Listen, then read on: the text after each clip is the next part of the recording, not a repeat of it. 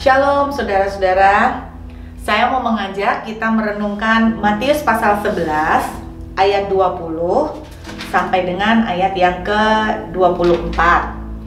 Lalu Yesus mulai mengecam kota-kota yang tidak bertobat, sekalipun di situ ia paling banyak melakukan mujizat-mujizatnya.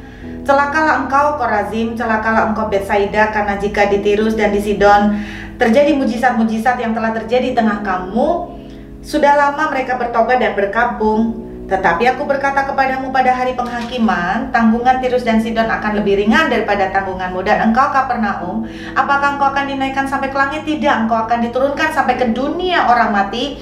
Karena jika di Sodom terjadi mujizat yang telah terjadi di tengah kamu, kota itu tentu masih berdiri sampai hari ini. Tetapi aku berkata kepadamu, pada hari penghakiman, tanggungan negeri Sodom akan lebih ringan daripada tanggunganmu. Tahun lalu pada waktu saya berangkat ke Israel, saya mengunjungi tempat yang namanya Korazim. Saya belum pernah tahu, jadi waktu itu datang saya senang sekali saudara, karena saya betul-betul mendapatkan berkat di situ. Pada waktu abad keempat terjadi gempa bumi yang sangat besar di daerah Timur Tengah.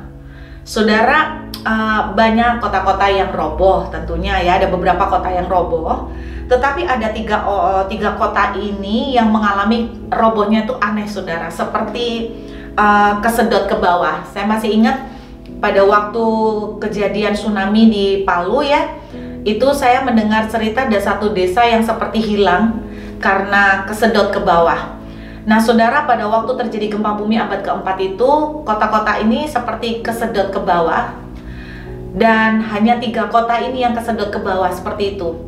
Seakan-akan strukturnya tuh kayak yang di Palu tuh loh, seperti spons yang tiba-tiba langsung nyedot kayak vakum.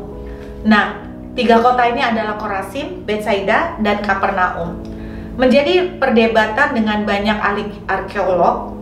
Kenapa ya pada waktu gempa itu terjadi hanya 3 kota ini yang style robohnya itu kesedot? Jawabannya sederhana. Karena Alkitab sudah menuliskannya. Bahwa Anda kalau baca, di situ dituliskan engkau akan turun ke dalam dunia orang mati. Turun ke dalam dunia orang mati. Jadi terperosok ke dalam seperti ditelan bumi. Nah saudara dengarkan, saya merasakan begini, luar biasa ya. Di antara sekian banyak kota yang roboh, 3 kota ini yang punya pattern yang paling beda, seperti kesedot. Jawabannya cuma karena Tuhan pernah mengutukinya, 3 kota ini. Dari situ saya belajar sesuatu yang memberkatin saya. Memberkatinya gimana? Sekalipun sudah berlalu ribuan tahun, bahkan 3 abad sejak zamannya Tuhan Yesus, apa yang diucapkan dari mulut Tuhan pasti akan terjadi dan digenapi. Saya tidak tahu apa yang saudara sudah terima dari Tuhan. Sebuah janji mengenai kesehatan, mengenai keluarga. Tapi saudara dengarkan baik-baik. Apa yang keluar dari mulut Tuhan, Tuhan tidak pernah gagal. Kalau Tuhan sudah berjanji, mau ribuan tahun sekalipun, Dia akan menggenapi. Kalau Tuhan sudah berjanji, aku akan memberkati engkau dan keturunanmu, saya terima dengan percaya.